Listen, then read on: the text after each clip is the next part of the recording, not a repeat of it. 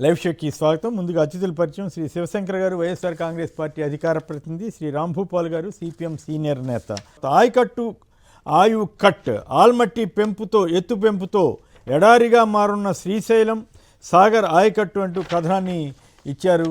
మరి రాంభూపాల్ గారు, ముందుగా మీరు చెప్పండి, అంటే మరీ ఎడారి అయిపోతుందన్న పదాలు ఎంతవరకు కరెక్టో కానీ ఆల్మట్టి ఎత్తు పెంపు వ్యవహారంలో ఆయా రాజకీయ పార్టీలు ఎలా వ్యవహరిస్తున్నాయి, ప్రభుత్వాలు ప్రత్యేకించి రెండు రాష్ట్ర ప్రభుత్వాలు, ఇక్కడ తెలంగాణలో అయితే కాంగ్రెస్ ప్రభుత్వం మాట్లాడలేకపోతుంది, అక్కడ ఏపీలో కూటమి ప్రభుత్వం కూడా దీన్ని పట్టించుకోవట్లేదు అన్నట్టుగా వార్తలు వస్తున్నాయి. దీని మీద కనీసం ప్రొటెస్ట్ అన్న చెబుతున్నారా? సంక్షిప్తంగా దీని మీద చెబితే మిగతా అంశాల్లోకి మళ్ళీ వెళదాం. నమస్కారం మీకు అక్కడ వీక్షకులకు. ముఖ్యంగా ఆల్మట్టి వల్ల మనకు కృష్ణా జలాలు, ఆ నది నుంచి మన కృష్ణా జలాలు వస్తాయి. కృష్ణా జలాల నుంచి శ్రీశైలం గానీ నాగార్జున సాగర్ కానీ వీటికి మనం సాగునీటికి, అదే విధంగా ఇక్కడ ఉన్న కొన్ని మన పవర్ ప్రాజెక్ట్స్ కు ఆ వాటర్ వినియోగిస్తున్నాం.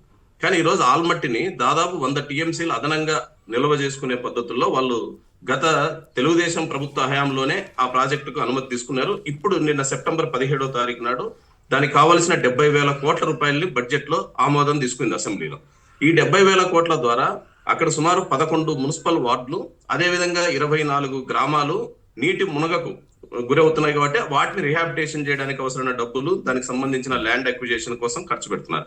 అంత పెద్ద ఎత్తున అక్కడ 70,000 కోట్ల రూపాయలు పెట్టి సుమారు 100 టీఎంసీల నీటిని ఆల్మట్టిలో నిల్వ అదనంగా చేసుకుంటుంటే దానివల్ల మన కృష్ణాకు వచ్చే నీళ్లు తగ్గిపోతాయి.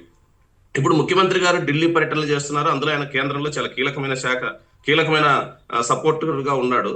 ఇంత కీలకమైన సందర్భాల్లో కూడా కనీసం ఆల్మట్టి వల్ల ఆంధ్రప్రదేశ్ కు జరగబోతున్న అన్యాయం గురించి ఒక్క మాట మాట్లాడాలి. నిన్న కూడా కేంద్ర మంత్రుల దగ్గర పర్యటించి వచ్చినాడు. ఒక్క శాతం కూడా ఆల్మట్టి వల్ల ఎవరు నష్టం జరుగుతుంది? హంద్రీనివాకు నీళ్లు రావు. రేపు రాబోయే రోజుల్లో తెలుగు గంగ సమస్య ఏర్పడుతుంది. ముఖ్యంగా శ్రీశైలం నిలువ ఇప్పటికే శ్రీశైలానికి కృష్ణా జలాలు రావడం క్రమంగా తగ్గిపోతుంది. గత 8 సంవత్సరాలుగా చూస్తే మనం వాటర్ ఫ్లో తగ్గుతుంది. వర్షం వచ్చినప్పుడు, అదనపు వరద జలాలు వచ్చినప్పుడు నిండడం తప్ప మన కేటాయింపులు నిర్దిష్టంగా రావడం అనేది తగ్గిపోతుంది. రేపు ఆల్మట్టి పూర్తిగా కనుక కన్స్ట్రక్షన్ పూర్తవుతే రాబోయే రోజుల్లో కృష్ణా జలాలు కిందికి వచ్చే అవకాశమే లేదు. కిందికి రాకపోతే రాయలసీమ మరింత నీటితో ఇబ్బంది పడుతుంది. ఎడారి అవుతుందా లేదా, మీరు అన్నట్టు ఎడారి ఇప్పుడు అవుతుందా లేదా, కానీ భవిష్యత్తులో ఎడారికి అవకాశాలు చాలా స్పష్టంగా ఉన్నాయి. దానితో పాటు వాళ్ళు చెప్తున్నది సాగునీరు కాదు, మేము తాగునీరు కానీ అప్పుడు చెప్పారు. ఇప్పుడు చూస్తుంటే సుమారుగా ఈ 70,000 కోట్ల రూపాయల్లో అదనంగా మేము సాగు భూమిని 17,000 హెక్టార్లకు అదనంగా తీసుకురాగలం అని చెప్పేసి నేను అసెంబ్లీలో మాట్లాడినారు. కాబట్టి దీన్ని బట్టి చూస్తే రాబోయే రోజుల్లో ఆల్మట్టి డ్యాము అది తాగునీటి వనరుల కోసం ఉపయోగించుకునేది కాదు, ఖచ్చితంగా సాగునీటికే కర్ణాటక ప్రభుత్వం దాన్ని వినియోగించుకుంటుంది. ఎగువ ప్రాంతాల్లో ఉంది కాబట్టి దానికి ఆ అవకాశం ఉంది. కానీ దిగువ ప్రాంతాల్లో ఉన్న మనం గొంతెత్తాలి కదా, మనం మాట్లాడాలి కదా, కనీసం కేంద్రాన్ని అడగాలి కదా, అడగడం లేదు. ఇప్పటికే తుంగభద్ర మీద, భద్రా నది మీద వాళ్ళు గత బీజేపీ హయాంలోనే అది నేషనల్ ప్రాజెక్ట్ గా దాన్ని డిక్లేర్ చేసుకుని 5,500 కోట్ల రూపాయలని బడ్జెట్ లో కేటాయింపు చేసుకుని ఎన్నికల్లో లబ్ధి పొందాలని చూసినారు. కానీ బీజేపీ గెలవాలి. కానీ తుంగభద్ర వల్ల, భద్రా నది మీద పైన కడుతున్న దాని వల్ల రాయలసీమ జిల్లాలకు తుంగభద్ర నుంచి వచ్చే నీళ్లు తగ్గిపోతున్నాయి. కాబట్టి రాబోయే రోజుల్లో ఈ కింది ప్రాంతంగా ఉండే మన ఆంధ్ర రాష్ట్రం తీవ్రంగా నష్టపోతుంది. దీన్ని డైవర్షన్ చేయడానికి రోజుకు పోలవరం, ఈ రోజు కూడా మాట్లాడుతున్నాడు పోలవరం గురించి, అదే విధంగా బనకచర్ల గురించి. బనకచర్ల ఇప్పుడు డిజైన్ మారుస్తారంట. మొదటి నుంచి అదే కదా అందరం. పోలవరం టు బనకచర్ల, పోలవరం టు సంవత్సరాలు తీసుకొచ్చారు. అది కూడా 50,000 కోట్లు ఎంతో అని చెబుతున్నారు. రోజుకు కొత్త ప్రాజెక్ట్ గురించి మాట్లాడతారు. ఇప్పుడు పక్కన పై నుంచి వచ్చే అధికారికంగా రావాల్సిన బిజినెస్ కుమార్ ట్రిబ్యునల్లో కనీసం మనం అబ్జెక్షన్ చేయలేకపోయినాం ఆల్మట్టి గురించి. కాబట్టి ఇప్పటికైనా ప్రభుత్వం స్పందించి, తనకు ప్రత్యేకమైన పవర్ ఉంది కేంద్రంలో, దాన్ని ఉపయోగించి ఆంధ్రప్రదేశ్కి రావాల్సిన న్యాయమైన వాటాను రాబట్టాలి. రైట్. చేయూతనివ్వండి, ధాన్యం కొనుగోలు కోటాను పెంచండి అని ఉత్తమ్ కుమార్ రెడ్డి గారు కేంద్రాన్ని కోరుతున్నారు. గ్యారంటీలకు టాటా, లంకెబిందుల వేటలో ముఖ్యమంత్రి అంటూ కేటీఆర్ హరీష్ రావు ధ్వజమెత్తారు. పల్లెల్లో స్థానిక సందడి, షెడ్యూల్ విడుదలతో మొదలైన హడావుడి అంటూ వార్తనిచ్చారు. కానీ ఈటెల రాజేంద్ర గారు చెబుతున్నారు, అయ్యా ఆశావహులు ఖర్చు పెట్టుకోవద్దు, ఆగం కావద్దు, ఎందుకంటే ఇవి జరుగుతాయో లేదో ఖచ్చితంగా చెప్పలేము, ఎందుకంటే ఈ ప్రభుత్వానికి చిత్తశుద్ధి లేదు, హైకోర్టులో విచారణ ఇంకా పెండింగ్లోనే ఉందని చెబుతున్నారు. అవి తెలంగాణ వార్తలు. ఇక ఏపీ వార్తలోకి వెళ్తే, పేద మధ్యతరగతి వర్గాలకు సూపర్ గిఫ్ట్ ఇచ్చిన ఎన్డీఏ ప్రభుత్వం అంట. 15,000 రూపాయలు ప్రతి కుటుంబానికి ఆదా అవుతుందంట. వ్యాపారులకు అమ్మకాలు పెరుగుదలంట. సులభతరమైన జిఎస్టీ స్లాబ్ పత్తంట. సులభతరం అయితే ఉండొచ్చేమో కానీ ఎంతవరకు అవుతుందో చెప్పలేం. కానీ 15,000 రూపాయలు అనేది మరీ ఓవర్గా ఉందా? మరోవైపు ఏమో చంద్రబాబు గారు మహిళలకి చేసిన మోసం ఏది ఇప్పటికే ఆసరా, చేయూత, కాపు నేస్తం, బీసీ ఈబీసీ నేస్తం పూర్తిగా రద్దు చేశారు. వైఎస్ జగన్ ఇచ్చిన వాటన్నిటికీ కూటమి సర్కార్ మంగళం పలికిందంటూ ఈ సాక్షి ఒక ఆసక్తికరమైన కథనాన్ని ఇచ్చింది.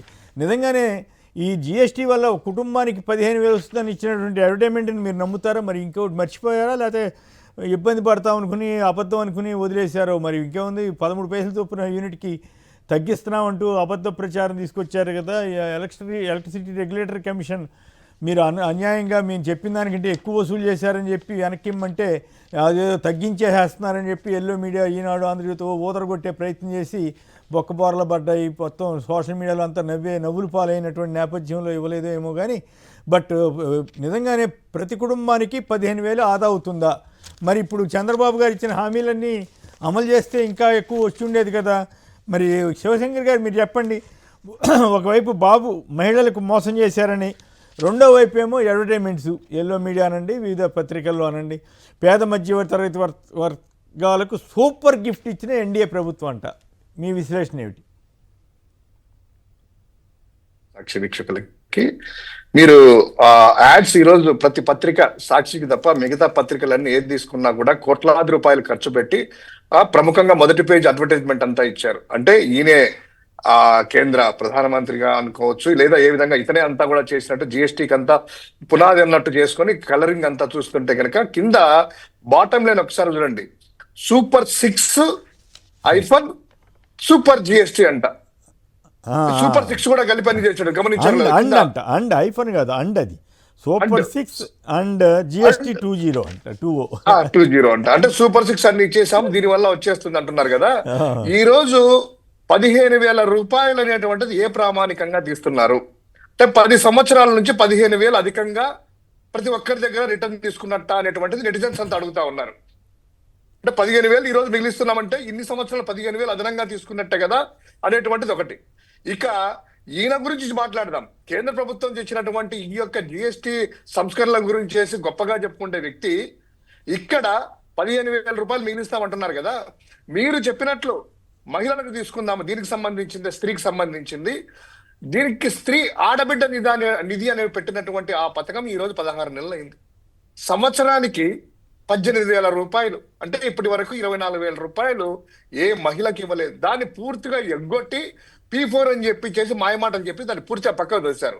అదే కాకుండా మేనిఫెస్టోలో చూస్తే సార్, వాళ్ళ మేనిఫెస్టోలో మహిళా సంక్షేమం అనేటువంటి ఒక సపరేట్ బాక్స్ పెట్టి అందులో జగన్మోహన్ రెడ్డి గారు ప్రతి ఏటా తప్పకుండా డ్వాక్రా మహిళలకి 3 లక్షల రూపాయలు సున్నా వడ్డీతో 3 లక్షల రూపాయలు ప్రభుత్వం నుంచి ఆ వడ్డీ కడుతూ వాళ్ళకి ఉచితంగా 3 లక్షల రూపాయలు వాళ్ళకి మహిళలకు ఇచ్చేస్తే, దాన్ని ప్రజలకు మోసం చేయడానికి స్వయం సహాయ సంఘాలకు వడ్డీ లేని రుణాలకి 3 లక్షల నుండి 10 లక్షల వరకు పెంపు వెంబడే కూటమి ప్రభుత్వం అమలు చేస్తుందని పవన్ కళ్యాణ్ గారు, మన చంద్రబాబు గారు ఇచ్చినటువంటి ఆ యొక్క మేనిఫెస్టోలో ఈ రోజు వరకు 10 లక్షల సంగతి దేవుడెవరికి కానీ, జగన్మోహన్ రెడ్డి గారు ఇస్తున్నటువంటి 3 లక్షల సున్నా వడ్డీ ఉంది కదా, దాన్ని ఎన్నికల కోడ్ అమలు చేసేసి వచ్చిన తర్వాత వాళ్ళు నానా ఇబ్బందులు పెట్టి ఆ సంవత్సరం రాలేదు, తర్వాత 2025కు రాలేదు, 24కు రాలేదు. అంటే 2 సంవత్సరాల నుంచి వాళ్ళు చెప్పినటువంటి 3 లక్షలు, జగన్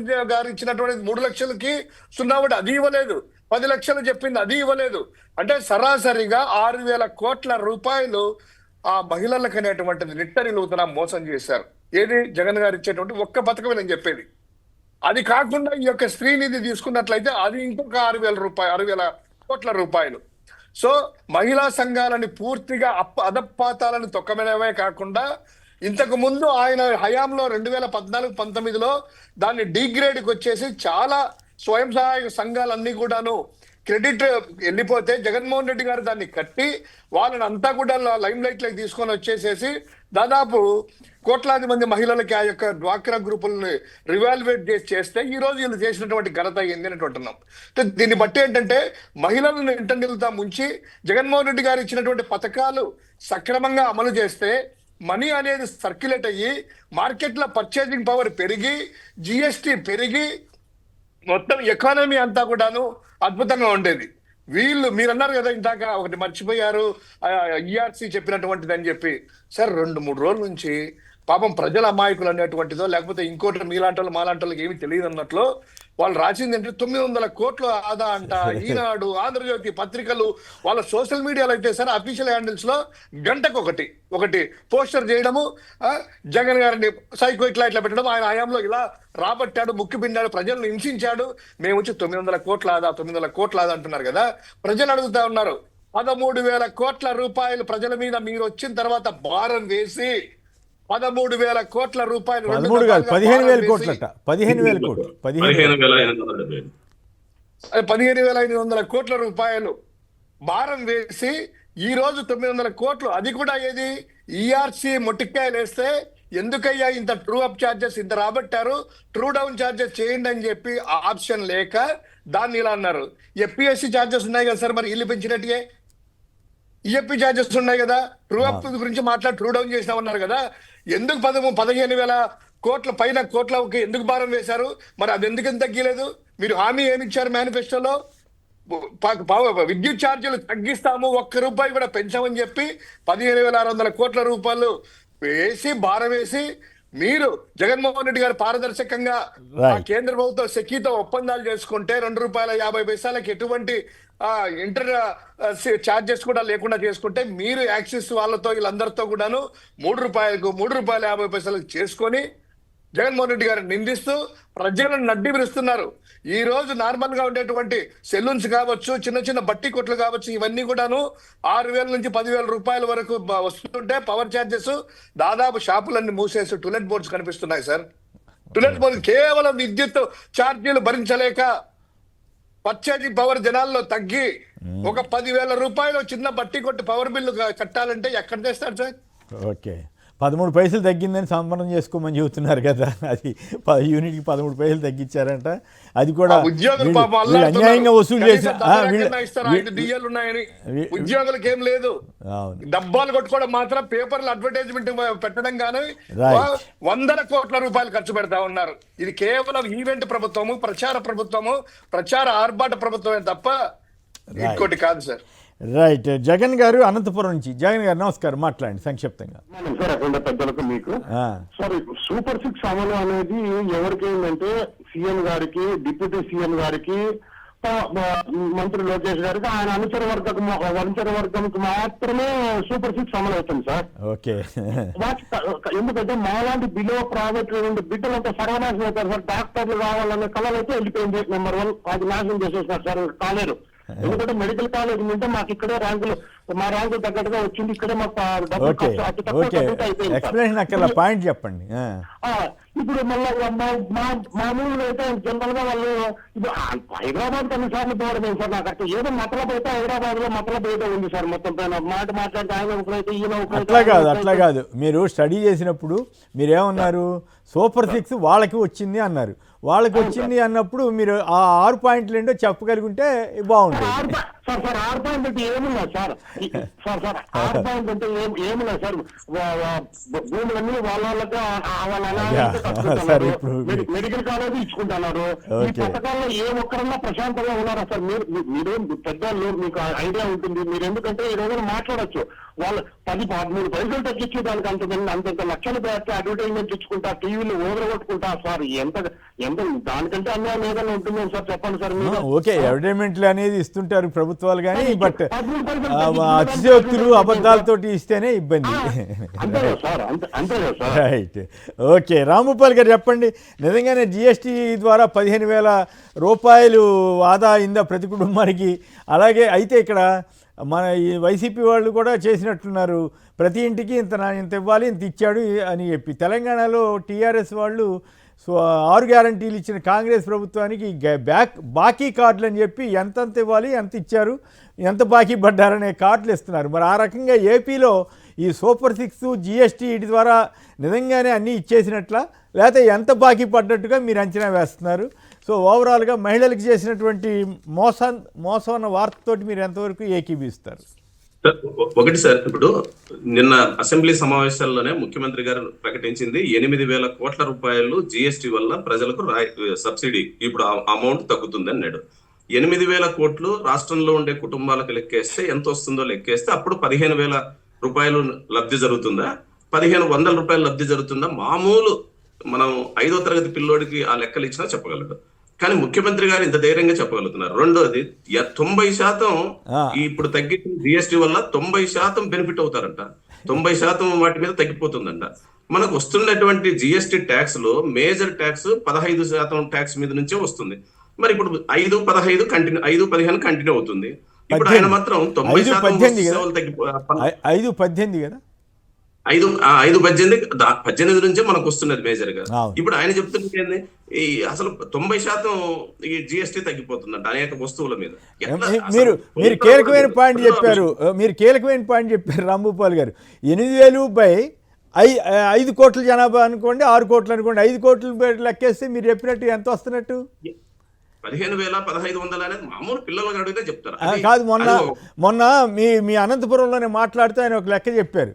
ఫ్రీ బస్ వల్ల 200 కోట్లు వస్తుంది, ఆదాబడి వచ్చింది అని చెప్పారు మహిళలకి. ఎంతమందికి అంటే 5 కోట్ల మందికి అన్నారు. 5 పెట్టి లెక్కేస్తే 40 రూపాయలు పడింది ఒక్కొక్కరికి. నిజంగా అందరూ ఎక్కారా లేదని పక్కన పెడితే, సో 40 రూపాయలు అంటే సంవత్సరం అంతా కలిపినా కూడా 500 అవ్వదు. సో ఈ 500 ఆదా చేశామని చెప్తే జనం అంతా ఆనందపడాలో ఏంటో. ఇప్పుడు మీరు చెప్పినట్టుగా 15,000 కాదు 1,500 కూడా ఉంటుందా ఉండదా అన్నది మీరు చెప్తున్నారు. అందుకని సార్ ఒకటి. రెండోది జిఎస్టీ తగ్గడం అనేది ఇప్పుడు ఏదో ప్రభుత్వం దయదలిచి తగ్గించడం కాదు, మొత్తమే కొనుగోలు తగ్గిపోయింది. మన ఆంధ్ర రాష్ట్రంలో చూస్తున్నాం, గత 15 నెలలుగా చూస్తే పెద్ద ఎత్తున కొనుగోలు తగ్గింది. ఈరోజు పండగ వాతావరణం ఎట్లుండాలో షాపులన్నీ ఎక్కడైనా, ఒక ఆ జిల్లా ఈ జిల్లా అని లేదు, మొత్తం ఆంధ్ర రాష్ట్రం ఎక్కడ చూసినా ప్రజల కొనుగోలు తగ్గడం ద్వారా షాపింగ్ అంతా ఖాళీ అయిపోతున్నాయి. ఉన్న అంతో ఇంతో షాపులు ఉంటే పెద్ద పెద్ద మాల్స్ వచ్చినాయి. కాబట్టి ప్రజల దగ్గర కొనుగోలు లేనప్పుడు ప్రభుత్వం అనివార్యంగా జిఎస్టీ తగ్గించింది. అది కేంద్రం యొక్క స్ట్రాటజీ. దాని ఏదో ఇక్కడ ముఖ్యమంత్రి గారి వల్లే తగ్గినట్లు, ఇక్కడ ఈ రాష్ట్రానికే ప్రత్యేకంగా తగ్గినట్లు, దానికి సూపర్ 6 కి లింక్ పెట్టి అన్ని సూపర్లే. ఇప్పుడు ఏది మాట్లాడినా సూపర్, అసలు యూరియా లేదు కానీ సూపర్లు మాత్రం ఎక్కువ. సరే, ఇది ఒక భాగం. రెండోది, ఈరోజు ప్రభుత్వం చెప్తుంది మేము మహిళలకు ఇంత పెద్ద ఎత్తున రాయితీ. నేను ఒక వీడియో చూపిస్తాను సార్. మే 1వ తారీఖు నాడు స్వయంగా ముఖ్యమంత్రి గారు నెల్లూరు జిల్లా ఆత్మకూరులో జ్ఞానమ్మ అనేటువంటి ఒక మహిళ, పేద కుటుంబాన్ని బంగారు పథకం కింద ఎంపిక చేసినారు. ఆమె ఈ రోజు మే 1వ తారీఖు నుంచి అంటే ఇప్పుడు అక్టోబర్ 1వ తారీఖు నాటికి ఆమె పరిస్థితిలో ఏం మార్పు వచ్చింది అని చెప్పేసి ఒక పత్రిక అక్కడ పోయి మొత్తం వివరాలు తీసుకుంది ఆ కుటుంబంతో. ఆమె చెప్పింది ఏమిటంటే, నాగేశ్వర రెడ్డి అనే ఒకతను నన్ను దత్తత ఇచ్చినారు, ఒక పెద్ద ఆయనకు. ఆయన 1,00,000 రూపాయలు ఇచ్చి 12 మేకలు కొనుక్కోమన్నాడు. ఆ 12 మేకలు తప్ప నా పైసలు రాలేదు, నాకు ఇల్లు కట్టిస్తానన్నారు, ఇల్లు రాలేదు అని చెప్పేసి ఆమె చెప్పింది. ఆమె చెప్పిన వార్తలు యాజ్ ఇట్ ఈజ్ గా ఒక్క నిమిషంలో నేను చదివేస్తాను. చెప్పండి. చంద్రబాబు సార్ నాకు నా కుటుంబాన్ని ఆదుకుంటానని చెప్పాడు. నాగేశ్వరరావు సార్ 1,00,000 రూపాయలు ఇచ్చి 12 మేకలు తీసిచ్చారు. ఇల్లు కావాలని అడిగాను. జగన్ ప్రభుత్వం 9 అంకణాల స్థలం ఇచ్చింది. ఈ ప్రభుత్వం ఇల్లు గురించి మాట్లాడలేదు. నాకు 4 పిల్లలు, ఒక్కొక్కరికి 1,00,000 చొప్పున 4 లక్షలు ఇస్తామన్నారు. ఇప్పటి వరకు ఏమీ చేయలేదు. ఇది ఆమె చెప్పినటువంటి వార్త. ఇదేదో ఒక ప్రాంతానికి సంబంధించి ఒక మహిళది కాదు. రాంభూపాల్ గారు మిమ్మల్ని అభినందించాలి. ఎందుకంటే మీరు మంచిగా స్టడీ చేసి ఈ విషయాలన్నీ వాస్తవం ప్రజలకి వాస్తవాలు అర్థమయ్యేలాగా చెప్తుంటారు. మీరు కరెక్ట్గానే చెప్పారు. 8,000 బై 5 కోట్లు లెక్కేస్తే 1,600 కంటే ఎక్కువ రాదు. మీరు 1,500 అన్నారు. కానీ వాళ్ళ అడ్వర్టైజ్మెంట్ మాత్రం 15,000 ఇచ్చారు. మరి ఏ రకంగా 15,000? వాళ్ళే అనౌన్స్ చేశారు మీరు చెప్పినట్లుగా 8,000 కోట్లు రాష్ట్ర రెవెన్యూ తగ్గుతుంది అని. 8,000 కోట్ల మేరకు ప్రజల మీద భారం తగ్గుద్ది అని కూడా చెప్తూ, సో అందుకని ఒకసారి అభినందిద్దామనే ఉద్దేశంతో మేము ఆపాము. కానీ కంటిన్యూ. అందుకని P4 ఇప్పుడు ఏదైతే P4 ద్వారా మొత్తం పేదరికాన్ని ఆదుకుంటాం, బంగారు కుటుంబాలు చేస్తామని చెప్పినారో, మార్గదర్శులు ఏదో కొర ఇచ్చి ముఖ్యమంత్రి దగ్గర మన్నన పొందినారు. కానీ నిజమైన కుటుంబాలను పేపర్లో ప్రకటనలు ఇచ్చి పెద్ద పెద్ద ఫ్లెక్సీలు కట్టించి వాళ్ళని వీధుల పాలు చేసినారు. ఏదో భిక్షాటన చేసుకునే వ్యక్తుల్లాగా మార్చినారు. నేను అడుగుతున్నాను, నిజంగా ప్రభుత్వం మీరు ఆలోచించరా? మే 1వ తారీఖు నాడు మీరు స్వయాన ప్రకటించిన, మీరు స్వయంగా అటెండ్ అయినటువంటి బతుకమ్మ జ్ఞానమ్మ జీవితం ఇంత అధ్వానంగా మారిపోతే మరి దాని గురించి ప్రభుత్వం ఆలోచించదా? అక్కడ కలెక్టర్లు, అధికారులు ఎవరు పట్టించుకోరా? అందులో ప్రధానంగా ఈ రాష్ట్ర దేవాదాయ శాఖ మంత్రి గారి నియోజకవర్గం అది. ఆయన ధర్మాదాయ గురించి మాట్లాడుతున్నాడు. మరి ధర్మం ఇదేనా? ఇంత అధర్మంగా ఆ కుటుంబాలని ఆదుకోవాల్సిన సీఎం గారు కూడా అటెండ్ అయ్యారండి ఆ రోజు ప్రోగ్రామ్ కి. అక్కడ సీఎం ఉన్నాడు సార్. సీఎం ఆమెకు శాల్వా కప్పి సన్మానం చేసినాడు. ఆ ఫోటో కూడా చూపిస్తారు, అది కూడా ఉంది, కావాలంటే పంపిస్తాను. సీఎం గారే అటెండ్ అయ్యి ఆమెకు శాల్వా కప్పి సన్మానం చేసినాడు. ఓకే, ఒక్క నిమిషం సార్. అదో మీకు కనిపిస్తుందో లేదో నాకు తెలియదు. అదో కనపడుతుంది. సీఎం గారే ఆమెకు శాలువా కప్పి సన్మానం చేసినారండి. Okay, right. ఓకే, ఇప్పుడు ఫైనల్గా మీరేం చెప్పదలిచారు? మహిళలకి డోకా ఇచ్చిన ప్రభుత్వమా కాదా ఇది అనేది ఒక చర్చ. అందుకని ఇప్పుడు ఉదాహరణలతో సహా మనకు కనిపిస్తుంది. రెండోది, వాస్తవానికి జిఎస్టీ తగ్గింది, ప్రజలకు ఇంకా అందుబాటులోకి రాలేదు సార్. చాలా చోట్ల తగ్గిన జిఎస్టీ అంకెలు వేరు, వాస్తవానికి ప్రజల కొనుగోలులో దాని తేడా పెద్దగా కనిపించడంలా. ఎక్కడైనా మధ్యతరగతి వాళ్ళు, కొంత చదువుకున్న వాళ్ళు అడగగలిగిన చోట కొన్ని మెడికల్ షాపుల్లో కొంత తగ్గిస్తున్నారు. రెండోది, వాళ్ళు ఓవర్ స్టాక్ ఉంది మా దగ్గర, గతంలోనే స్టాక్ ఉంది, మాకు ఎప్పుడు చెప్పలేదు ప్రభుత్వం తగ్గిస్తానని, మేము కొన్న స్టాక్ ఇప్పుడు తగ్గించమంటే ఎట్లా అని ఎదురు ప్రశ్నలు వేస్తున్నారు. ఈ రోజు ఏ సరుకు ఎంత తగ్గింది? మేము మొదటి నుంచి చెప్తున్నది ఏమంటే, మీరు జిఎస్టీ తగ్గించినారు, ఏ సరుకులకు గతంలో ఎంత ఉంది, ఇప్పుడు ఎంత ఉంది, ఓ లిస్టు పెట్టండి, ప్రకటించండి. ఇప్పుడు ఇచ్చే అడ్వర్టైజ్మెంట్ ఆ రూపంలో ఇవ్వండి, ప్రజలకు తెలుస్తుంది. మాకు సరుకు గతంలో కేజీ కందిబేడలు ఇంత ఉండేది, ఇప్పుడు ఇంత తగ్గిందని అనుకుంటే అప్పుడు పోయి అడుగుతారు కదా. అది ప్రకటించకుండా 8,000 కోట్లు అని ఒక బ్రహ్మరహస్యం చెప్పినట్టు చెప్పి, ఇప్పుడు 8,000 కోట్లు కాదు, కుటుంబానికి 15,000 రూపాయలు అని చెప్పేసి కొత్త నినాదం అందుకుంటే ఏ సరుకుల్లో 15,000 రూపాయలు తగ్గుతుంది? ఎన్ని కొనాలా? కుటుంబం ఎన్ని కొంటే 15,000 తగ్గుతుంది. ఇవన్నీ లెక్కలేమి లేవు కదా. వాళ్ళు చెప్పినట్టు 15,000 చొప్పున అంటే రాష్ట్రానికి 80,000 కోట్లు తగ్గాల. 80,000 కోట్ల ఆదాయం తగ్గుతుందా? తగ్గినట్టు ఆ లెక్కనైతే 80,000 కోట్లు తగ్గింది. అలా మరి ఓ పక్క 8,000 కోట్లు ఏం చెప్తున్నారు? రైట్. అందులో ఎకనామిక్స్ లో చదివిన వాళ్ళు కదా, ముఖ్యమంత్రి గారు కూడా మామూలు వ్యక్తి ఏం కాదు కదా. రైట్. ఫైనల్ గా దీని మీద కూడా సంక్షిప్తంగా చెప్పండి. మహిళలకు బాబు మోసం అని వీళ్ళు కొన్ని స్కీములు అవన్నీ ఇచ్చి ఒక కథనాన్ని ఇచ్చారు, మీరు ఎంతవరకు యాక్సెప్ట్ చేస్తారు? ఒకటి సార్, ఇప్పుడు మహిళలకు సంబంధించి బ్యాంకులకు రీపేమెంట్ కానీ, డ్వాక్రా కానీ లేదా మైక్రో ఫైనాన్స్ లో కానీ రీపేమెంట్ బాగా ఇబ్బంది పడుతున్నారు. చాలా చోట్ల ఈ రోజు చూస్తున్నాం, మహిళలు మానసిక ఒత్తిళ్లకు పెద్ద ఎత్తున గురవుతున్నారు. అనేక పత్రికలు, సర్వేలు, రిపోర్ట్లు వస్తున్నాయి. కారణం ఏమిటంటే, వినిమయాన్ని పెంచింది ప్రభుత్వాలు. ఏ కారణంతోనైనా వాళ్ళకు లేని కృత్రిమ వినిమయాన్ని పెంచి ఆ రకంగా సరుకులు కొనిచ్చినారు. ఇంట్లో అవసరం ఉన్నా లేకపోయినా ఇతరత్ర సరుకులు కొనిచ్చి ఇప్పుడు రీపేమెంట్ జరగడంలా, దాంతో ఇబ్బంది పడుతున్నారు. ప్రభుత్వం నుంచి గతంలో అనేక స్కీములు అందేవి. గత ప్రభుత్వం కారణం ఏదైనా అనేక రూపాల్లో నేరుగా క్యాష్ బదిలీ అయ్యేది. ఇప్పుడు ఈ ప్రభుత్వం వచ్చిన తర్వాత తగ్గింది. బస్సు ఇచ్చినారు. నేను విజయవాడలో చెప్పిన గతంలో కూడా, విజయవాడలో బస్సులో ఎక్కితే బస్సు టికెట్ 20 రూపాయలు ఫ్రీ, తాడేపల్లి నుంచి విజయవాడకు 20 రూపాయలు ఫ్రీ అని ఎక్కితే దిగిన తర్వాత వాళ్ళు ఏదో వస్తువు కొంటున్నారు, లేదా ఏదో ఒకటి అక్కడ కొనుగోలు చేయాల్సి వస్తుంది, ఖర్చు పెరుగుతుంది. ఒక పక్క ఆర్టీసీకి ఆదాయం తగ్గింది, రెండో పక్క ప్రజల మీద అదనపు ఖర్చు పెరిగింది. ఈ రోజు ఆ ఖర్చును భరించే శక్తి ప్రజల దగ్గర లేదు. కారణం ఏంటంటే, నగదు బదిలీ ఎప్పుడైతే లేదో, గతంలో ఇచ్చే స్కీమ్ ఏవైతే క్యాష్ పేమెంట్ ఉండేదో ఆ పేమెంట్ తగ్గిపోయింది, దాంతో కొనుగోలు తగ్గింది. అసలు కారణం అది. ఇప్పుడు ప్రభుత్వం చేయాల్సింది ఏమనంటే, ప్రజల కొనుగోలు పెంచడానికి నేరుగా వాళ్ళకి ఏ సహాయం చేయగలం, గతంలో ఇచ్చిన పథకాల కంటే ఇంకా మెరుగైన పథకాలు ఏమన్నా ఇవ్వగలమా, అది చేస్తే అప్పుడు మహిళల కొనుగోలు శక్తి పెరుగుతుంది, తద్వారా రాష్ట్ర ఆర్థిక అభివృద్ధి జరుగుతుంది. కాదుగా, కొన్నిసార్లు ఏమో బయటకు వచ్చి ఆయన సంక్షేమం బ్రహ్మాండంగా చేసామంటారు, ఇంకోసారి ఏమో అప్పులు చేసి సంక్షేమం చేయడం కుదరదంటాడు. మళ్ళీ అప్పులు మాత్రం నిన్న కూడా 2,000 కోట్లు చేసినట్టుగా వార్తలు వచ్చినాయి కదా. భారీ ఎత్తున అప్పులు మాత్రం 2,10,000 కోట్లకి వెళ్ళిందంట ఈ 17 నెలల్లోనే. మరి లేదా సోషల్ మీడియాలో ప్రచారం జరుగుతుంది సార్, సంక్షేమ పథకాలు విచ్చలవిడిగా పెట్టడం వల్ల ప్రజలు సోమరులు అవుతున్నారు, పనులకు రావడం లేదు, తద్వారా మన రాష్ట్రంలో ఆర్థిక అభివృద్ధి ఆగిపోయింది. అందుకని సంక్షేమ పథకాల గురించి పునరాలోచించాలి. ఎవరు చెప్పింది? 157 పథకాలను ఎవరు ప్రకటించింది? ఇదే ప్రభుత్వమే కదా. ఈ పథకాలనే కాదు అప్పుడు ఇదే ఆంధ్రజ్యోతి వాళ్ళు అబ్బో బ్రహ్మాండం, జగన్ మీద బాణాలు ఎక్కువ పెట్టేశారని రాశారు. ఇప్పుడు వాళ్ళే సంక్షేమ పథకాలు ఇన్నా అని ఇప్పుడు కథలు చెబుతున్నారు. అట్లా ఉంటది. జగన్మోహన్ రెడ్డి గారు చెప్పినప్పుడేమో అప్పుడు రివర్స్, శ్రీలంక అయిపోతుంది, మన ఇంకో దేశం అయిపోతుంది అని అప్పుడు ప్రచారం. ఇప్పుడేమో సంక్షేమ పథకాల వల్ల ప్రజలు సోమరులు అవుతున్నారు. కాబట్టి ప్రజలు ఆలోచించాల్సిందే. రైట్. శివశంకర్, మీరు ఏం లేదు సార్, నిన్న విజయవాడ నుంచి ఇట్లా వస్తున్న ఒక క్యాబ్ ఎక్కారు. నార్మల్ దీని గురించి వచ్చే సందర్భంలో ఒక డ్రైవర్, అతను క్యాబ్ ఓనర్ ప్లస్ డ్రైవరు, అతను నాని చౌదరి, తణుకు జస్ట్ మాట్లాడి చిట్టబట్టుగా ఈ పొలిటికల్ గా మనం కనుక్కోవడానికి ఎట్లుంది ఏంటంటే, సార్ మామూలుగా ఇంతకు ముందు బాగానే ఉండే, ఎందుకంటే కనుక తణుకులో దగ్గర 130 షాపులు వరుసగా ఉన్నాయి. ఆ షాపులు ఏదైనా టులెట్ బోర్డు కానీ ఏదైనా ఖాళీ చేస్తే కనుక హై డిమాండ్ ఉండేది. షాప్ ఓనర్స్, వైశాస్ వాళ్ళందరూ కూడా వెళ్ళి వ్యాపారం పెట్టుకోవడానికి. కానీ ఈ మధ్య కాలంలో ఆ షాపులు వచ్చేసి దగ్గర 19 షాపుల వరకు టులెట్ బోర్డ్స్ ఉన్నాయి, అడిగే వాళ్ళు లేరు. అంటే ఎందుకయ్యా అట్లా అంటే, గతంలో ఏదైనా కూడా బాగా కొనేవాళ్ళు, బాగా ఎక్కువ జనాలంతా కూడా మార్కెట్ వచ్చేవాళ్ళు. ఇప్పుడు దసరా సార్, ఈ సీజన్ లో 5-6 రోజుల ముందు నుంచి, కానీ గతంలో సంక్రాంతి పండగకి అయితే విపరీతంగా రోడ్ల మీదకి వచ్చి కొనేవాళ్ళు జనాలంతా కూడాను. డబ్బులు కూడా చేతిలో ఉండేటి. ఈ మధ్య డబ్బు అనేది రాదు, పంటలు సక్రమంగా లేవు, అతి వర్షాల వల్ల కూలి పనులు వెళ్లే వాళ్ళు, వాళ్ళకు కూలి పెద్దగా లేదు. తర్వాత ఈ స్కీములు రాలేదు అనేటువంటిది ఆ నాని చౌదరి అనేటువంటి అబ్బాయి నిన్న చెప్పాడు. అతను ఓటేసి కూటమికి అంట. ఇప్పుడు ఎట్లా అంటే కనుక వాడు నవ్వుతా ఉన్నాడు ఆ కుర్రోడు.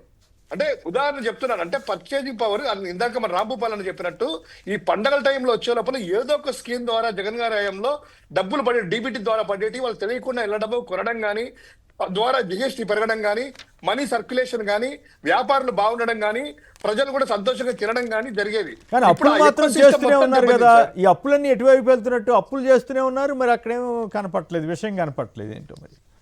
అదే కదా సార్, అప్పులేమో మీరు అన్నట్టు ప్రతి మంగళవారం వచ్చే లోపల 4,000 కోట్లు 5,000 కోట్లు, అది ఏమైనా కూడా ఉరుములు వచ్చినా, తుఫాను వచ్చినా కూడాను కార్యకలాపాలు ఏమైనా ఆగుతున్నాయి కానీ ఈ యొక్క అప్పులు అనేటువంటిది ఆగట్లేదు. ఏం సార్, మొత్తం అంతా కూడా ఎటు వెళ్తున్నాయి? దీనికి ప్రజలకి సమాధానం చెప్పాలి. ఏమున్నా కూడా జగన్ గారిని తిట్టడము, ఆ దోచుకోవడము, తినడము, ఇదే జరుగుతా ఉంది. ఇంకోవైపు ఏమో పిహెచ్సి వైద్యులు సమ్మె అంట, వాలంటీర్లు, మన గ్రామ సచివాలయాల ఉద్యోగాల ఆందోళన, గ్రామ వార్డు సచివాలయ ఉద్యోగులు ఏది జీతం పెంచాక రెవెన్యూ ఉద్యోగులంతా కూడా, వాళ్ళు ఏపీఎన్జిఓ ఉద్యోగులంతా కూడా కనీసము ఐఆర్ అనేటువంటిది ఇవ్వలేదు. పిఆర్సీ కమిషన్ జగన్మోహన్ రెడ్డి గారు వేశారు, ఆ పిఆర్సీ కమిషన్ రద్దు చేసేసి కొత్త కమిషన్ అనేటువంటిది వేయలేదు. 6 డిఏలు పెండింగ్ ఉన్నాయి. ఒక్క డిఏ కూడా దసరా వచ్చిందంటే మన కేంద్ర ప్రభుత్వం ఇచ్చింది, సంతోషంగా కేంద్ర ప్రభుత్వ ఉద్యోగులకి. కానీ ప్రతి దసరాకి ఒక ఆనవాయితీ సార్, పండగలు వచ్చే లోపల ఉద్యోగులకి ఒక చిరుకానికి ఇస్తారు ప్రభుత్వాలు. కానీ ఇప్పుడు గత దసరాకు లేదు, ఈ దసరాకు లేదు, సంక్రాంతికి లేదు, ఉగాదికి లేదు, దివాళికి లేదు. అంటే ఆ డబ్బులంతా కూడా ఏమైనట్టు, మొత్తం అంతా కూడా రోడ్డు మీదకి వస్తున్నారు. విద్యార్థులకు ఏమో ఫీజు రియంబర్స్మెంట్లు అట్లే కొట్టారు, వసతి దీవెన పూర్తిగా కొట్టారు, ఆరోగ్యశ్రీ సంబంధించి బకాయిలు దగ్గర 4,500 కోట్లు ఉంటే కనుక వైద్యం అందక అలా ఉన్నారు. డయేరియా విచ్చరిల్లుతుంది. విజయవాడ, గుంటూరు ప్రాంతాల్లోనే డయేరియా అనేటువంటిది, రాజధాని ప్రాంతంలోనే ప్రజలకు ఆరోగ్యం అనేటువంటిది భద్రత. దాని మీద సోషల్ మీడియాలో కొన్ని వ్యంగ్య వ్యాఖ్యానాలు వచ్చాయి. తురకపాలెం దగ్గర 20 మందో 24 మందో చనిపోతే వాళ్ళని పరామర్శించడానికి వెళ్ళలేదు. ఉప ముఖ్యమంత్రి గారికి జ్వరం వస్తే ఆయన అక్కడక్కడ ట్రీట్మెంట్ దొరకలేదు ఏపీలో, ఆయన హైదరాబాద్ వచ్చేస్తారు, ఆయన మొదటిసారిగా పరామర్శకి చంద్రబాబు గారు వెళ్ళారంటూ. సరే, వెళ్ళటం తప్పేం కాదు, బట్ ఈ సోషల్ మీడియాలో ఇవన్నీ కూడా ఐడెంటిఫై చేస్తున్నారు, జనం గుర్తిస్తున్నారు ఇట్లా జరుగుతున్నాయా.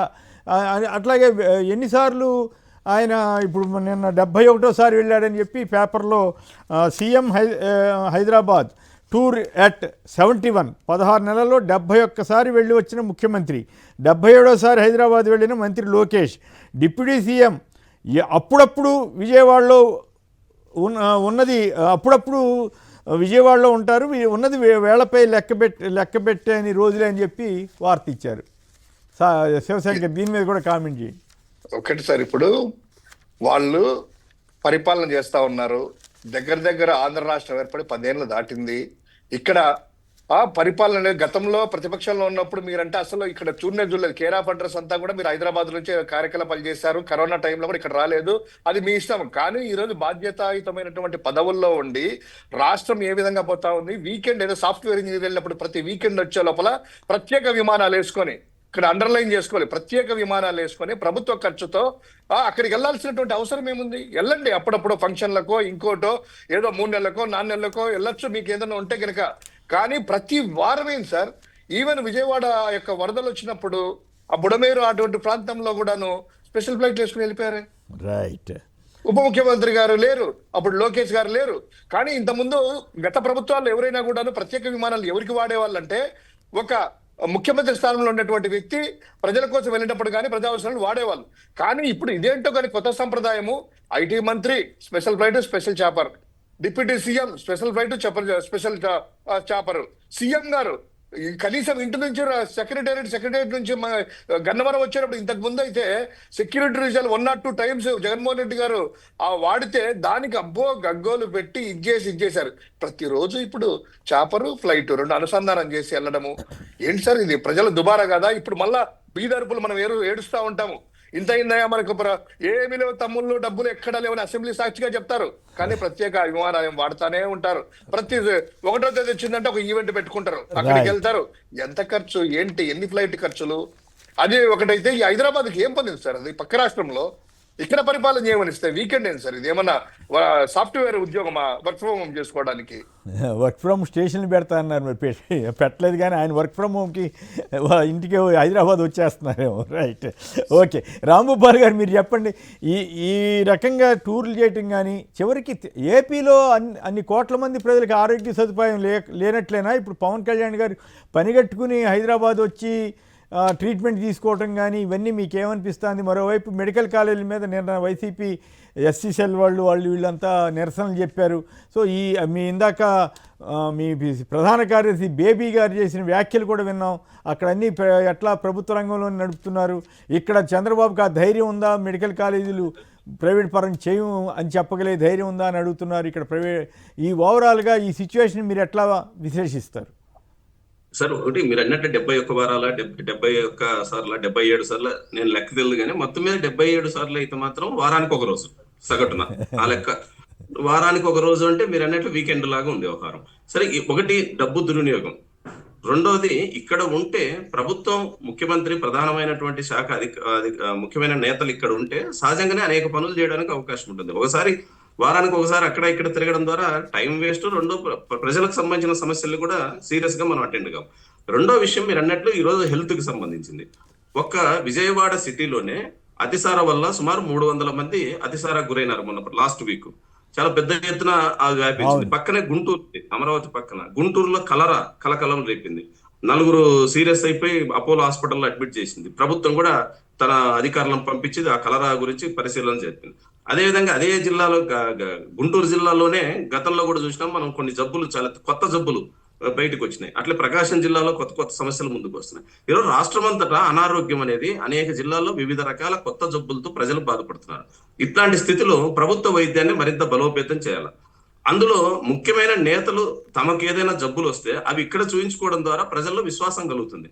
ఇప్పుడు ఏముంది, ఒక ఉప ముఖ్యమంత్రి గారికి జ్వరం వస్తే ఇక్కడి నుంచి ప్రత్యేక విమానంలో పోయి హైదరాబాద్ లో ట్రీట్మెంట్ తీసుకుంటే నేను మాత్రం అనంతపురంలో వైద్యం చేయించుకోవాలని చెప్తే ఎట్లా న్యాయం అవుతుంది? నాకు కూడా బెంగళూరుకో లేదా హైదరాబాద్కో పోవాలని ఎవరైనా కోరుకుంటాం. బెంగళూరు, హైదరాబాద్ పోవాలంటే మీరు ఆరోగ్యశ్రీ వర్తించదు. మరి ఇక్కడ మాత్రం ఆరోగ్యశ్రీ, మీరు ఆరోగ్యశ్రీ చేయించుకోండి, మేము మాత్రం ఇంకో రకంగా చేయించుకుంటాం అంటే కుదరదు కదా. ఎందుకని ఇక్కడ ఆరోగ్యం నిజంగా వాళ్ళకి ఫ్రీ కదా?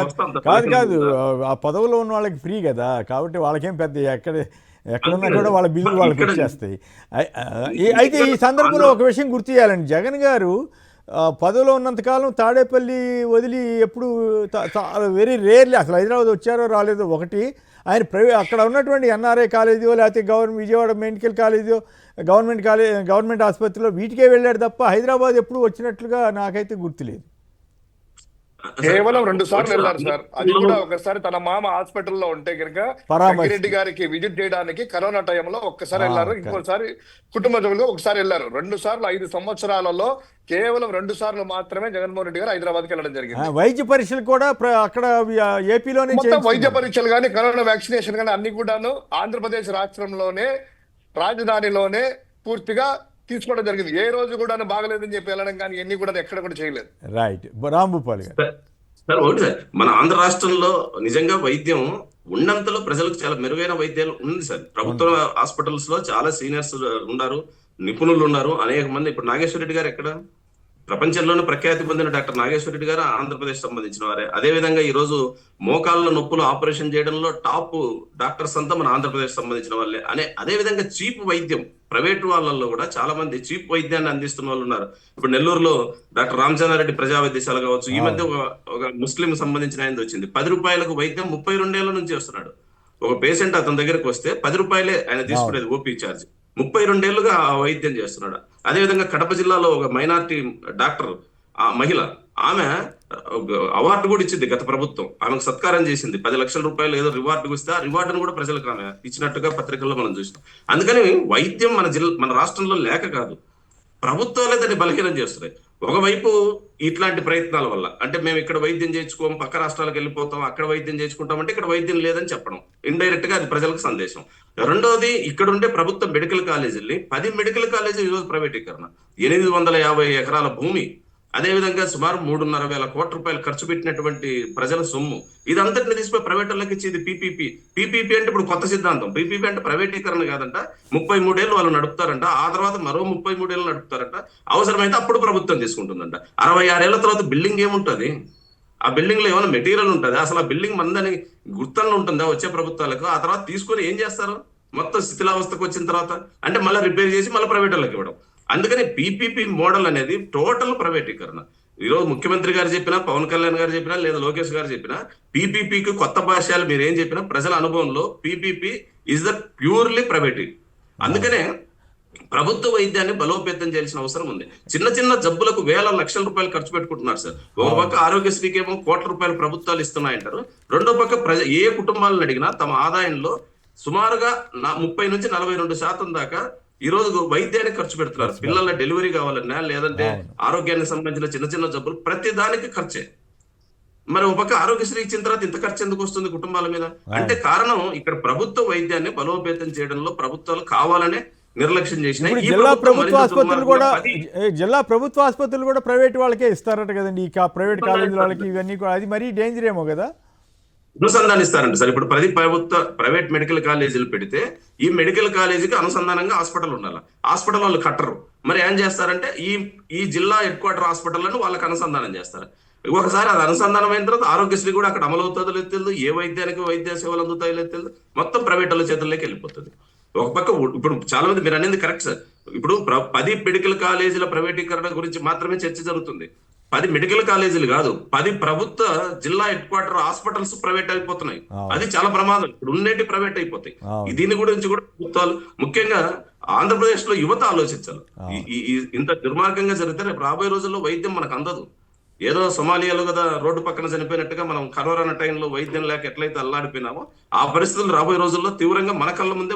విశేషం ఏంటంటే మధ్యప్రదేశ్, ఉత్తరాఖండ్, ఈవెన్ కర్ణాటక ఇటువంటి రాష్ట్రాల్లో ఈ ప్రైవేటు రంగంలోకి ప్రభుత్వ కాలేజీలను ఇవ్వాలంటే ఒప్పుకోలేదట.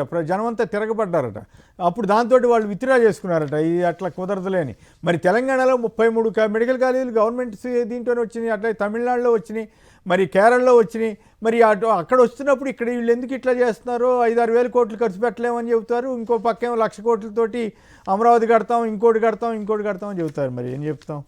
రైట్. ప్రభాకర్ అంటే కొత్త నిర్వచనం తెచ్చారు సార్. మామూలుగా పబ్లిక్ ప్రైవేట్ పార్ట్నర్షిప్ కదా, వీళ్ళు వచ్చి ప్రైవేటైజేషన్ పబ్లిక్ ప్రాపర్టీస్ అయిపోయింది. ఇది బాగుంది. ఏంటది మళ్ళీ ఒకసారి చెప్పండి. ప్రైవేటైజేషన్ పబ్లిక్ ప్రాపర్టీస్ తెలుగులో కూడా చెప్పండి. ప్రభుత్వ ఆస్తులను ప్రైవేట్ పరం చేయడము, అది దాని పబ్లిక్ ప్రాపర్టీ పీపీపీ అంటే కనుక. ఈ డైలాగ్ బాగుంది. రైట్. ప్రభాకర్ గారు గుంటూరా. ప్రభాకర్ గారు నమస్కారం, మాట్లాడండి. నమస్తే అండి. నమస్తే. ఎవరు అభ్యంతర గారు వ్యాఖ్యలు చేయదు దయచేసి.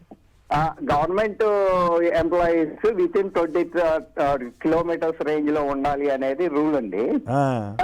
మరి వీళ్ళు మరి గవర్నమెంట్ కిందకి రారా? ఎవరు? డిప్యూటీ సీఎం గారు గాని, లేకపోతే చంద్రబాబు నాయుడు గారు గాని, వీళ్ళు మరి దీని మీద మరి అంటే డబ్బులు చాలా ఖర్చు అయిపోతున్నాయి కదా స్పెషల్ ఫ్లైట్లు కదా వాటికి. మరి అటువంటిప్పుడు మరి వైసీపీ ప్రతిపక్షం యొక్క లీగల్ సెల్ ఏం చేస్తుంది? ఇది బాగానే ఉంది, మీ ప్రశ్న బాగానే ఉంది, కానీ చట్టపరంగా ఏం చేయలేని పరిస్థితి ఏమో. ఇప్పుడు వాళ్ళకున్న స్వేచ్ఛ కదా, అది మా ఇష్టం వచ్చిన చోట తిరుగుతాం అంటారు. గవర్నమెంట్ ఎంప్లాయీ అంటే ఆ ఊళ్ళోనే ఉండాలని రూల్ ఉంది. మరి ఒక మంత్రి గారో లేకపోతే ఒక ముఖ్యమంత్రి, ఒక ఉప ముఖ్యమంత్రి ఆ రాజధానిలోనే ఉండాలని రూల్ ఏమైనా తీసుకొస్తే ఏమైనా ఉంటారేమో. ఏది ఇతర రాష్ట్రాలకు వెళ్లకుండా ఇక్కడే ఉండాలి, లేదంటే రాష్ట్రం వరకు తిరగాలి అని చెప్పి రూల్ పెడితే బాగానే ఉంటుంది. మంచి ఐడియానే మీరు ఇచ్చింది. మరి మనం చెప్తే వింటారంట. కానీ ఏం శివశంకర్ గారు, మీ లీగల్ సీమ్ అంటే ఏమైనా చేయగలుగుతుందా ఈ పాయింట్లో? ఖచ్చితంగా సార్, మీరు అన్నట్టు ప్రభుత్వ ఉద్యోగి అనేటువంటిది ఆయన చెప్పినట్టు ఆ రేడియస్ లోనే ఉండాలి, వేరే జిల్లాలో కూడా ఉండకూడదు అనేటువంటిది ఒక ఖచ్చితమైనటువంటి రూల్స్ అనేటువంటిది ఉన్నాయి. సర్వీస్ రూల్స్ ప్రకారము ఒక ఆస్పెక్ట్ ఆయన చూసింది అయితే ఏంటంటే, ఖచ్చితంగా ప్రభుత్వంలో ఉన్నటువంటి అధినేతలు కూడాను ఆ యొక్క ప్రభుత్వ ఉద్యోగిగానే ఉంటారు. ఎందుకంటే నానా యాగ్ చేశారు, 17 ఇయర్స్ కావాలి, మాకు 17 ఇయర్ కావాలి అని రూల్ అప్పుడు సుప్రీంకోర్టు వరకు వెళ్ళారు కదా. 17 ఇయర్ ఎప్పుడు వర్తిస్తుంది? అది ప్రభుత్వ కార్యకలాపాలు చేసిన ప్రభుత్వ ఉద్యోగి ఆ స్థానంలో ఉన్నటువంటిదే.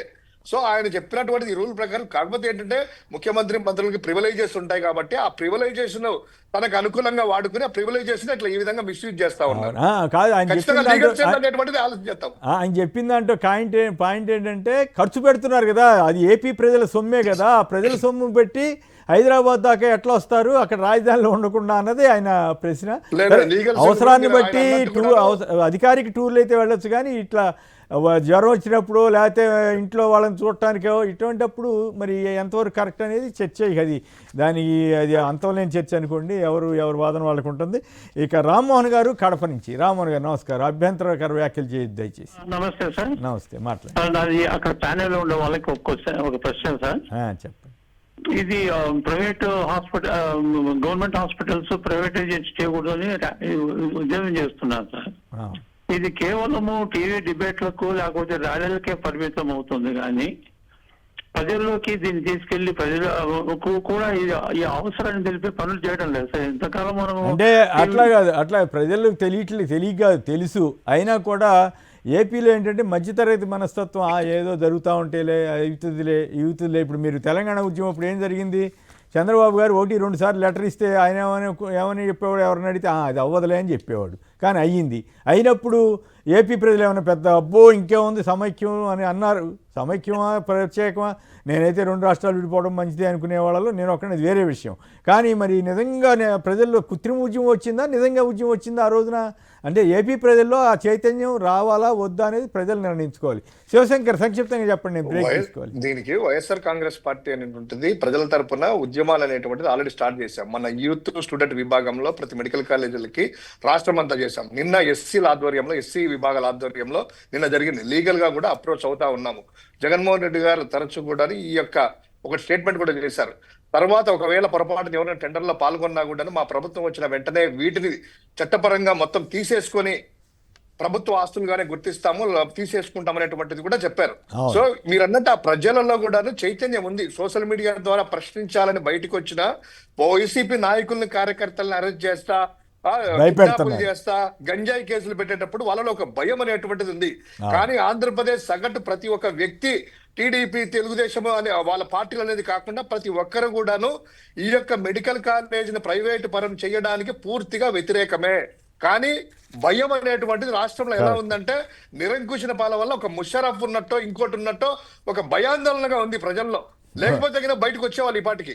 Okay, right. అంటే అధికార పార్టీ వాళ్ళు చివరికి చిరంజీవి గారిని తిడితేనే మాట్లాడలేని పరిస్థితిలో ఆంధ్రప్రదేశ్ ప్రజలు ఉన్నారా, లేకపోతే జనసేన వాళ్ళు ఉన్నారా అంటే ఏం చెబుతాం రాంభూపాల్ గారు? చూస్తున్నారు కదా, ఇందాక అల్లర్లు చేస్తున్నారు. అల్లరంటే సినిమా హాల్లోకి వెళ్ళి కాగితాలు చించడాలు, గంతులేటాలు, ఏ యాక్టర్ ఆ యాక్టర్ అని కాదు, అటువంటి వాటికి ప్రాధాన్యత ఇస్తున్నారు. ప్రజలకు సంబంధించిన సమస్యలు కానీ లేదు. ఇప్పుడు చిరంజీవి అభిమానులు ఉన్నారు, వాళ్ళు మరి ఎందుకు నిరసనలు చెప్పలేకపోయారు? పవన్ కళ్యాణ్ గారు ఎంతవరకు నోరే చెప్పలేకపోయారు కదా రాంభూపాల్ గారు.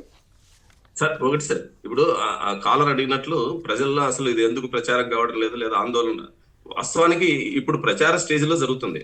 మొన్ననే సిపిఎం రౌండ్ టేబుల్ సమావేశం జరిగింది, పార్టీల్లో చోటు తీసుకుంటుంది. అదే విధంగా జన విజ్ఞాన వేదిక, ఇతర కొన్ని దాంట్లో సడన్ గా పివి రమేష్ గారు లాంటి వాళ్ళు కూడా ఓపెన్ అయ్యారు. ఆయన అంత ముందు కాస్త అటువైపు మాట్లాడినట్లుగా అనిపించేది. ఆయన మాట్లాడినాడు. తర్వాత వడ్డే శోభనాథేశ్వరరావు గారు, ఇట్లాంటి వాళ్ళందరూ ఇప్పుడు ప్రచారం. అయితే నెక్స్ట్ స్టేజ్ లో ఎక్కడైతే కాలేజీలు అర్ధాంతరంగా ఆగిపోయి ఉన్నాయో ఈ 10ని పర్యటించడం కూడా జరిగింది. సిపిఎం కావచ్చు, ఇతర కమ్యూనిస్ట్ పార్టీలు, ప్రధానంగా వీళ్ళు కూడా నేరుగా పర్యటించి వచ్చినారు. ఈ స్టేజ్ తర్వాత రేపు భవిష్యత్తులో దీన్ని ఏం చేయాలి అనేది ఖచ్చితంగా ఇది ఉద్యమ రూపం అయితే వస్తుంది సార్. గతంలో జనార్దన్ రెడ్డి గారు ఆ రోజు 4 మెడికల్ కాలేజీలు ప్రైవేటీకరించడానికి ప్రయత్నం చేస్తేనే గవర్నమెంటే ఆయన ముఖ్యమంత్రి పదవి కోల్పోయినాడు. ఈ రోజు ఆ పరిస్థితి అప్పుడు ఇదే తెలుగుదేశం పార్టీ ప్రైవేట్ రంగంలో పెట్టడానికి వీల్లేదు మెడికల్ కాలేజీలు, ఇంజనీరింగ్ కాలేజీలు అని చెప్పి హైకోర్టుకి వెళ్ళి దావా చేసింది. దగ్గుబాటి వెంకటేశ్వరరావు పేరు మీద దావా చేసినట్టున్నారు అప్పుడు. రైట్. దగ్గుబాటి వెంకటేశ్వరరావు గారు తెలుగు యువత రాష్ట్ర ప్రధాన అధ్యక్షుడిగా ఉన్నాడు. ఆయన నాయకత్వంలోనే ఆ రోజు జనార్దన్ రెడ్డి అనే నినాదం రాష్ట్ర వ్యాప్తంగా పెద్ద పాపులర్ అయింది. చంద్రబాబు గారు కూడా ఉద్యమంలో భాగస్వామి.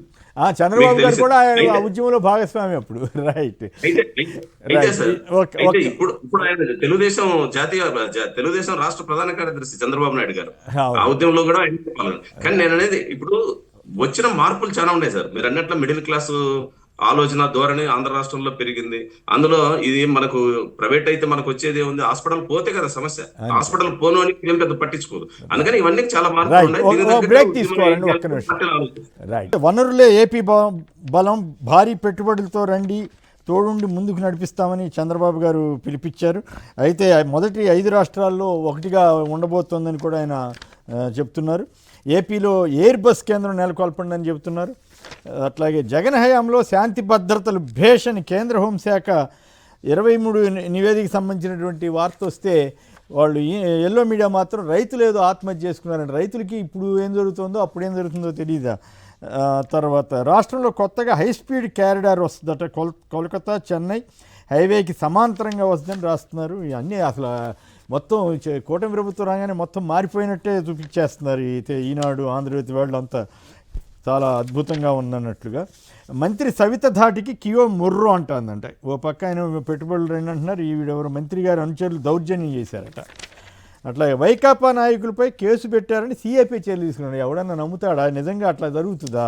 మరేమో మరి. మహిళల అక్రమ రవాణా ఉత్తుత్తిదే దుష్ట చతుష్టయం, దుష్ట ప్రచారం అంటూ ఇంటి గుమ్మం వద్దకే ప్రభుత్వ సేవలు, సంక్షేమ పథకాలు అందించాలనే లక్ష్యంతో వాలంటీర్లను పెడితే మొత్తం వాలంటీర్లు మహిళలను కిడ్నాప్ చేశారంటూ పవన్ కళ్యాణ్ గారు చేసిన ఆరోపణలు చెబుతూ ఇప్పుడు గత అసెంబ్లీ సమావేశంలో కేవలం 34 మహిళల మిస్సింగ్ కేసులు నమోదయ్యాయి, 30,000 కాదని చెప్పి ఇదైంది.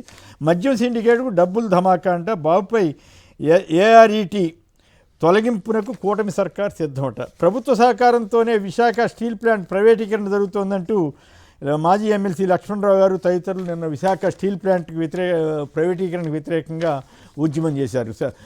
శాంతి భద్రతలు ఇష్యూ చూస్తే అప్పుడు బాగుందా, ఇప్పుడు బాగుందా? శివశంకర్ గారు సంక్షిప్తంగా చెప్పండి, టైం తక్కువ ఉంది.